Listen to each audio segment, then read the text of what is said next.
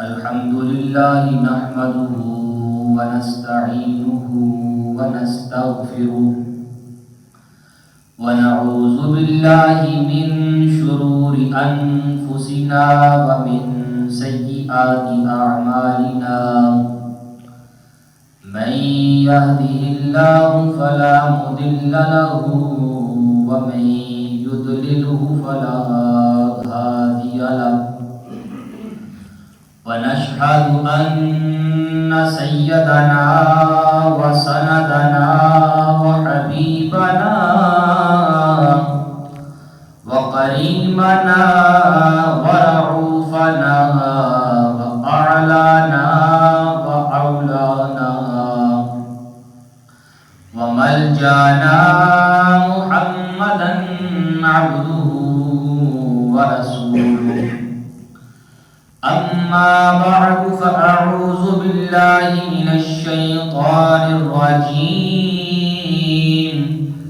بسم الله الرحمن الرحيم. التائبون العابدون الحامدون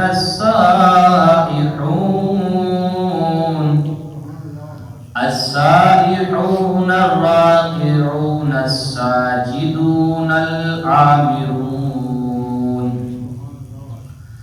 آمرون بالمعروف والناهون عن المنكر والحافظون لحدود الله وبشر المؤمنين.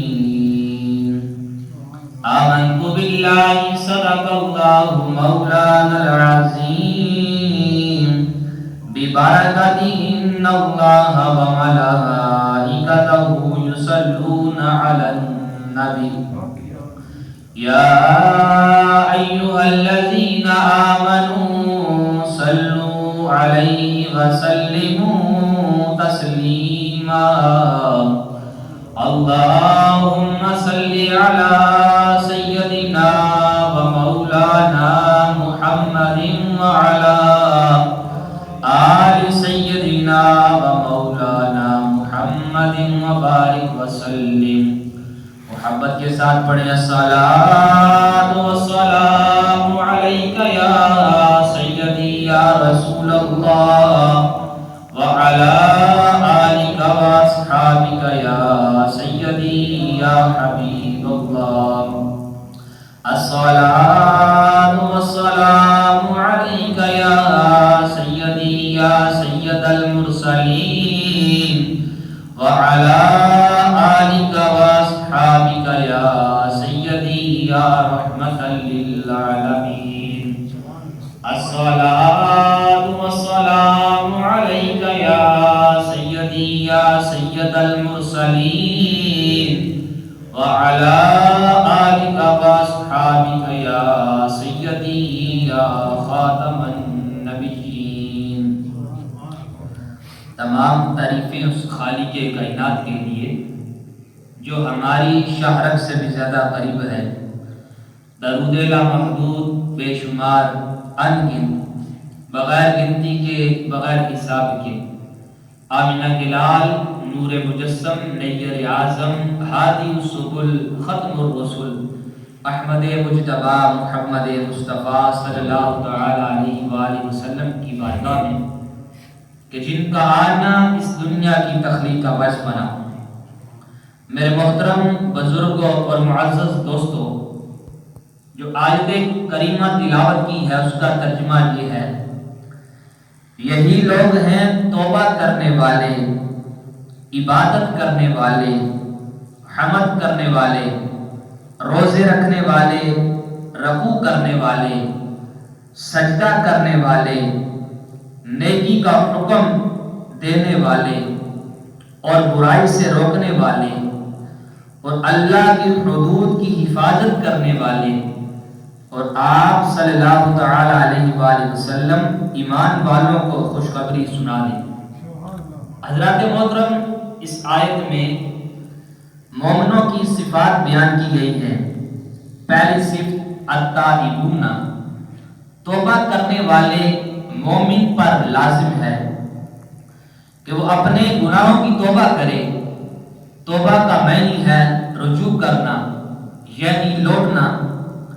شرع میں توبہ کا معنی ہے الرجوع معصیت اللہ تعالی الی طاعتہ، اللہ کی نافرمانی سے اللہ کی فرما برداری کی طرف لوٹنا۔ اللہ تعالیٰ قرآن مجید فرقان حمید میں ارشاد فرماتا ہے وَتُوبُوا إِلَى اللَّهِ جَمِيعًا أَيُّهَا الْمُؤْمِنُونَ لَعَلَّكُمْ تُفْلِحُونَ، اے ایمان والو سب کے سب توبہ کرو اللہ کی طرف تاکہ تم دونوں جہاں میں فلاح پا جاؤ۔ اللہ تعالیٰ قرآن مجید فرقان حمید کے اندر ارشاد فرماتا ہے یا ایھا الذین آمنوا توبوا الی اللہ توبۃ نصوحا، اے ایمان والو اللہ کی طرف توبہ کرو، خالص توبہ۔ حضور نبی کریم صلی اللہ تعالی علیہ وآلہ وسلم فرماتے ہیں التائب من الذنب کمن لا ذنب لہ، گناہ سے توبہ کرنے والا ایسے ہے جیسے اس نے گناہ کیا ہی نہیں۔ حضور صلی اللہ تعالی علیہ وآلہ وسلم فرماتے ہیں ہر فرزند آدم خطا کار ہے اور خطا کاروں میں سے سب سے بہتر توبہ کرنے والے ہیں۔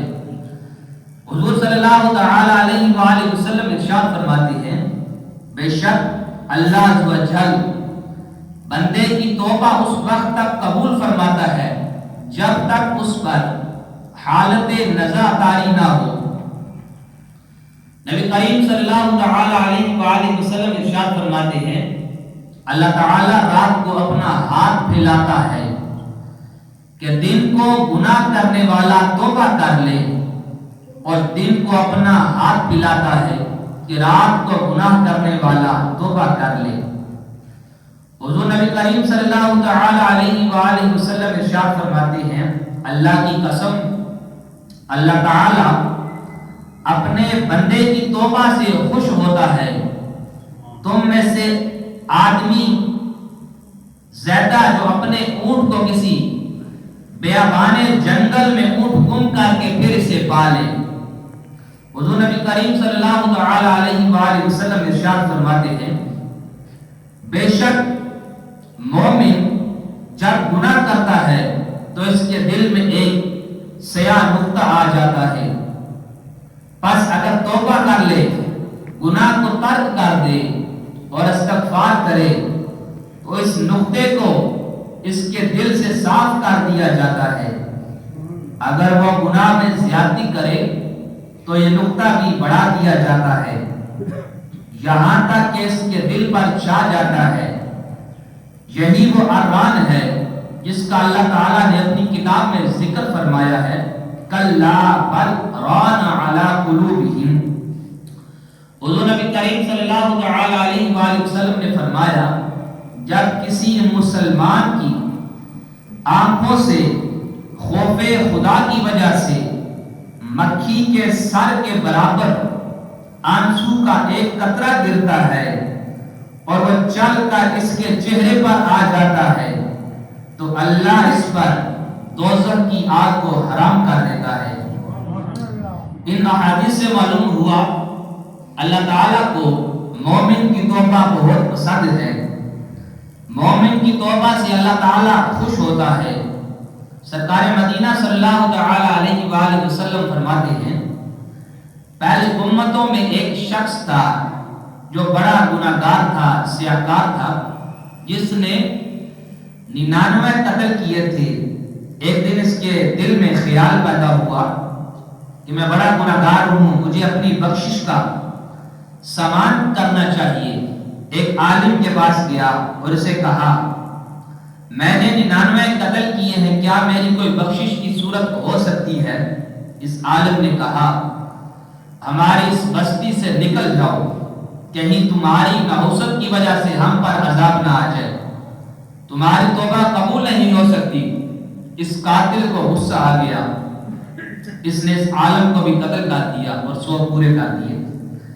پھر ایک دن دل میں اللہ تعالیٰ کا خوف پیدا ہوا، گناہوں پر نادم ہوا، سیاہکار انسان ہوا، میری زندگی گزر گئی ہے گناہ کرتے ہوئے، مجھے اپنی بخشش کا سامان کرنا چاہیے۔